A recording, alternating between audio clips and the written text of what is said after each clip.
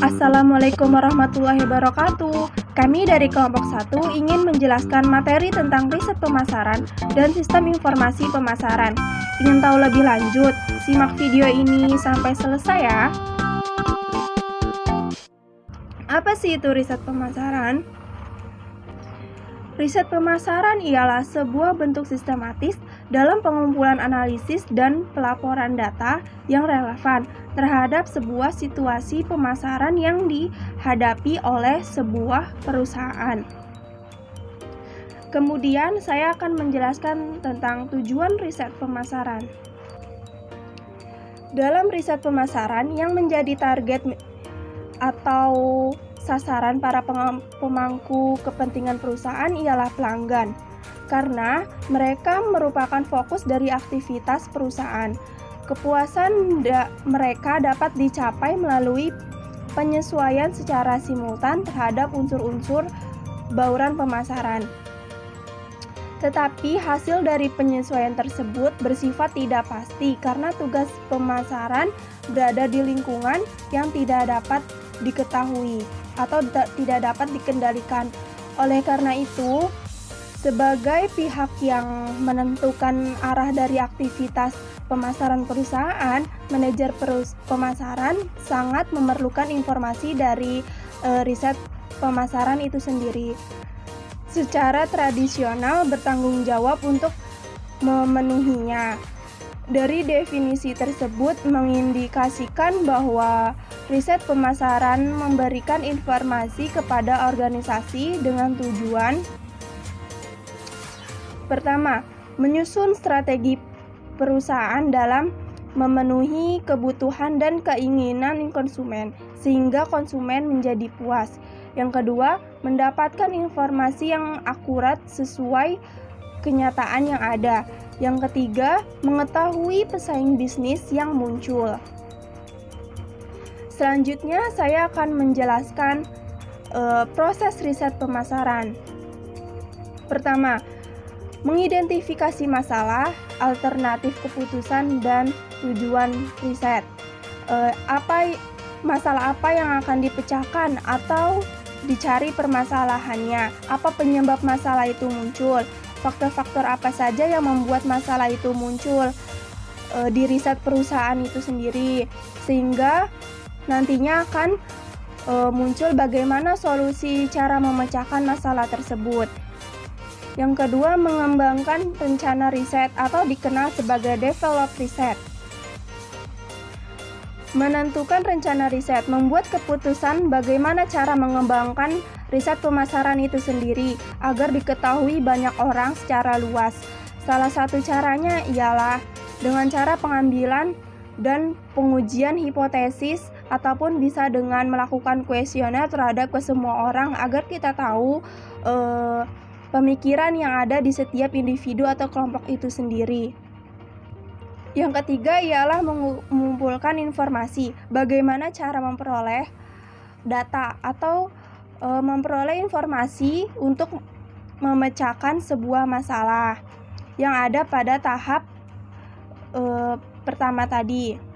Yang keempat ialah menganalisis informasi. Dari informasi yang kita peroleh, tentunya tidak asal sembarang langsung memutuskan sebuah permasalahan terhadap informasi yang kita terima. Tentunya kita akan menganalisis terlebih dahulu informasi apa yang kita dapat atau kita terima, asal-usul dari mana informasi tersebut, jelas atau tidaknya informasi yang kita terima tersebut. Maka dari situlah kita akan menentukan atau dapat menyimpulkan informasi yang kita peroleh tersebut. Yang kelima ialah mempresentasikan hasil temuan. Bagaimana cara kita mempresentasikan temuan tersebut atau informasi tersebut setelah kita memperoleh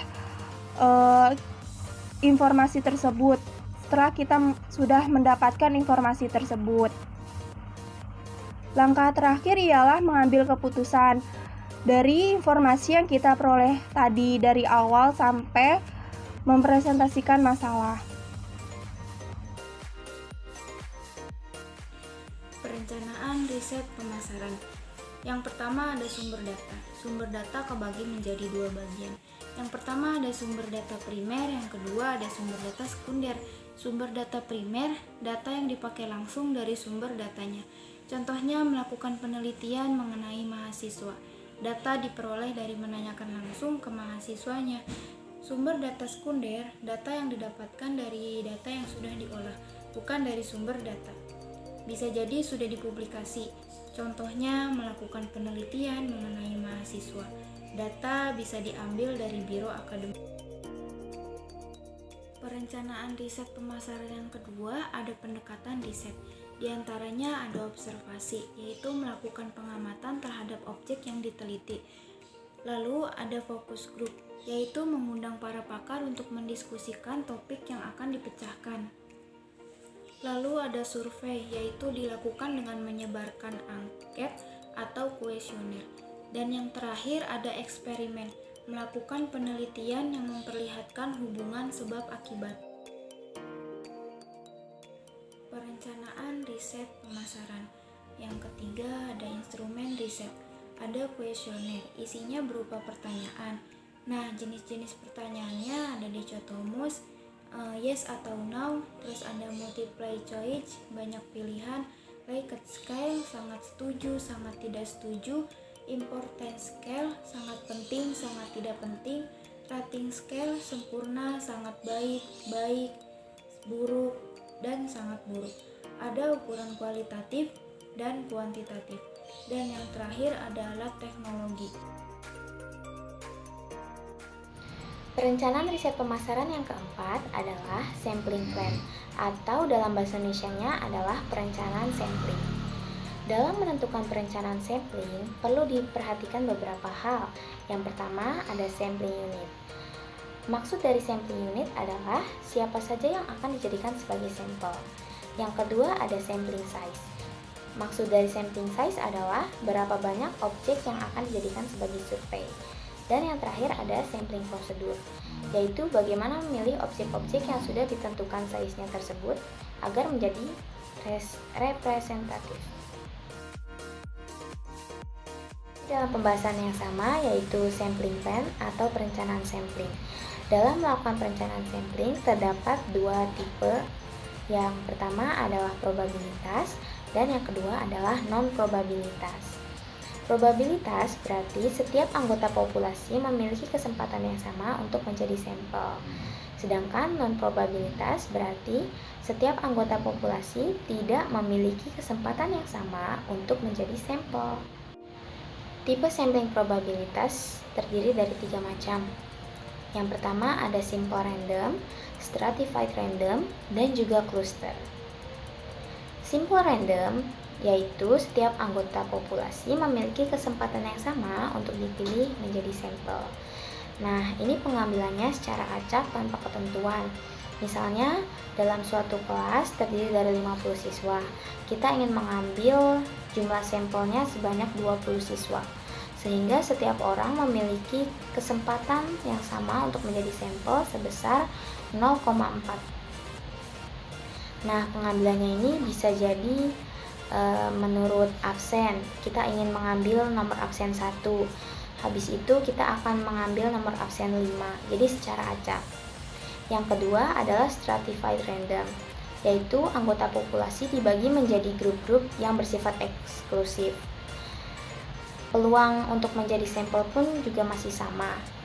Hanya saja ini seperti dikelompokkan, misal dari perbedaan umur, jenis kelamin, tahun angkatan, dan semacamnya.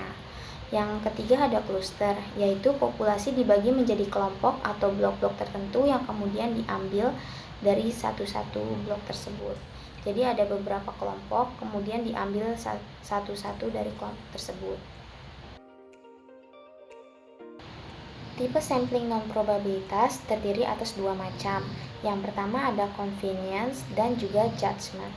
Convenience yaitu peneliti lebih melihat kemudahan di dalam mendapatkan akses data dari sampel yang ada.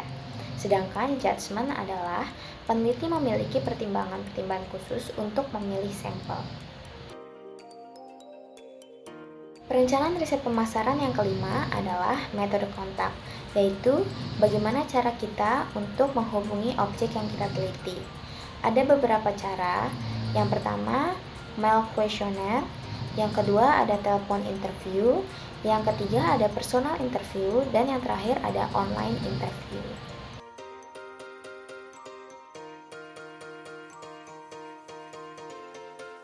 Pengertian sistem informasi pemasaran menurut Philip Kotler yaitu struktur yang berkelanjutan dan saling berkaitan dari orang, peralatan, serta prosedur yang ditetapkan untuk menganalisa, menyaring, membagikan informasi yang spesifik serta tepat waktu dan cermat.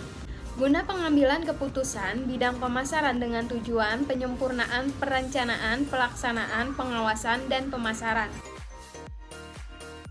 Karakteristik sistem informasi pemasaran yang pertama menangani data internal dan eksternal. Data eksternal yaitu dari luar perusahaan seperti misalkan konsumen, supplier, kebijakan, dan lain sebagainya. Dalam sistem informasi pemasaran juga terdapat data internal yaitu dari dalam perusahaan seperti misalkan tenaga kerja, sumber daya manusia, kualifikasinya, skillnya, dan lain sebagainya. Yang kedua, kemudian sistem informasi berguna untuk mencegah sekaligus memecahkan masalah. Karena apa? Karena sebuah sistem informasi pemasaran sudah terkumpul beberapa data yang sudah kita analisis untuk mengantisipasi masalah yang akan datang atau yang timbul. Nah, yang ketiga selanjutnya sistem informasi pemasaran beroperasi secara berkesinambungan. Karena dia merupakan sebuah sistem, jadi tidak sporadis, tidak berkala, tetapi dia berkesinambungan. Hasil riset pemasaran dikumpulkan menjadi sistem informasi pemasaran. Selanjutnya yang keempat, berorientasi ke masa depan. Jadi sistem informasi pemasaran merupakan suatu informasi untuk mengambil suatu keputusan. Untuk mengantisipasi perubahan itu, kita bisa lihat dengan sistem ini. Jadi berdasarkan data yang kita bisa ambil satu kesimpulan bagaimana di masa depan perusahaan tetap eksis atau mengalami perubahan. Nah, yang kelima merupakan proses berdasarkan komputer. Yang keenam mencangkup subsistem yang lain bukan hanya riset pemasaran. Jadi, yang termasuk sistem informasi pemasaran, selain riset pemasaran ada hal-hal yang lain seperti misalkan sumber daya manusia, aset yang dimiliki, informasi pasar, dan lain sebagainya. Jadi semua data, semua sistem informasi yang berkaitan dengan perusahaan ada di dalamnya untuk mencegah sekaligus memecahkan masalah, digunakan untuk berorientasi di masa depan. 3 hal pokok dalam merancang sistem informasi pemasaran. Pertama, sistem informasi pemasaran haruslah dilihat sebagai suatu sistem yang luas dan bersifat fleksibel.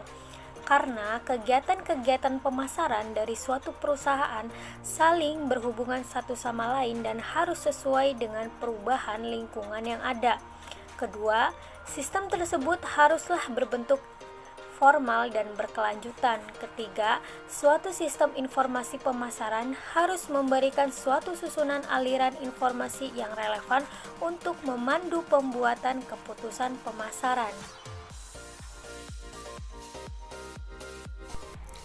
Pada tahun 1966, Profesor Philip Kotler dari Northwestern University menggunakan istilah pusat saraf pemasaran atau marketing nervous center untuk menggambarkan suatu unit baru di dalam pemasaran yang mampu mengumpulkan dan mengolah informasi pemasaran.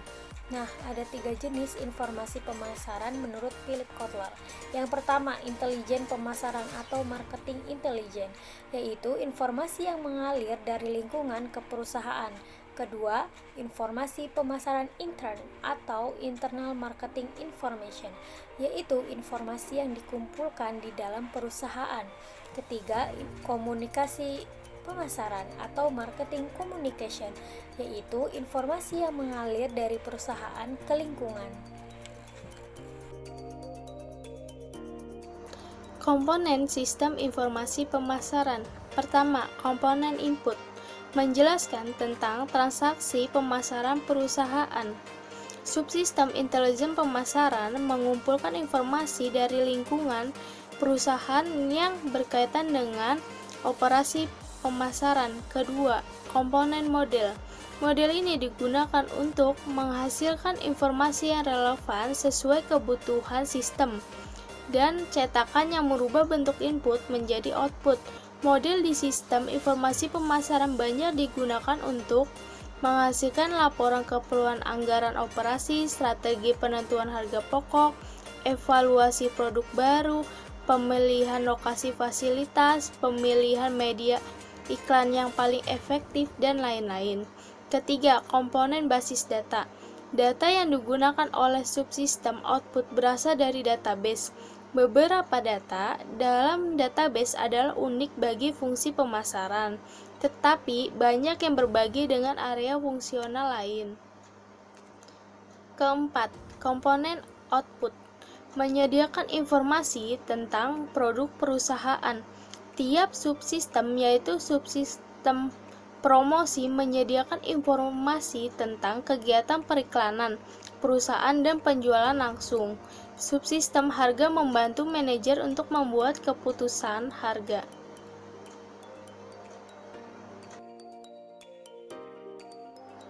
Manfaat sistem informasi pemasaran. Pertama, mengetahui kebutuhan pelanggan.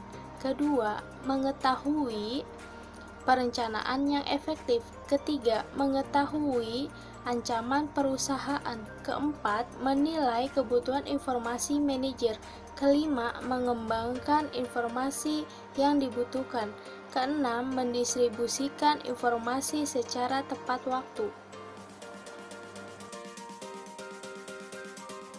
Riset pemasaran dan sistem informasi pemasaran adalah satu kesatuan yang tidak dapat dipisahkan dalam pemasaran, karena riset pemasaran itu sendiri adalah untuk mengetahui keinginan dan kebutuhan bagi para konsumen, dan sistem informasi pemasaran adalah sebagai tempat untuk pengambilan informasi untuk bisa dijadikan riset dalam pemasaran.